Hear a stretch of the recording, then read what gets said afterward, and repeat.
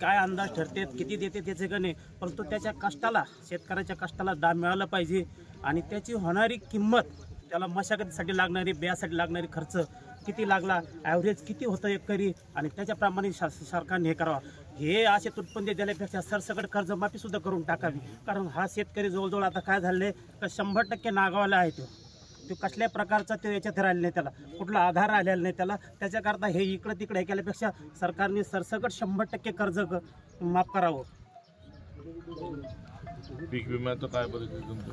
पीक विम्याची साहेब त्याला काय एक आणखीन ही पद्धत आहे कसल्या तरी बघण्याची, ते कापणी नाही पुन्हा आणखीन की एक दरवर्षी पीक पाणी आहे. पीक पाणी त्याला ते सर्व व्यवस्थित हे होत नाही, भानगड नाही.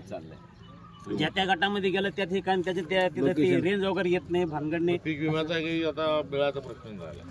आता हेच हे फक्त ते योगायोग मिळालं तर घेत राहायचं, त्याच प्रकारचं. तुम्ही काढला होता का यावर्षी? हो काढलेले पीक. किती प्रीमियम राहिला तुमचा? प्रीमियम माझ्यावाला 3000 रुपये काहीतरी बसला. 1 रुपयाचा चांगला होती का ही चांगली योजना? कुठली योजना असो पण त्या योजनेला फळ मिळालं पाहिजे. पीक 1 रुपयात असो किंवा हे असो, फक्त त्याला काय पाहिजे की त्याच्या प्रमाणात त्याला त्याचं हे मिळालं पाहिजे.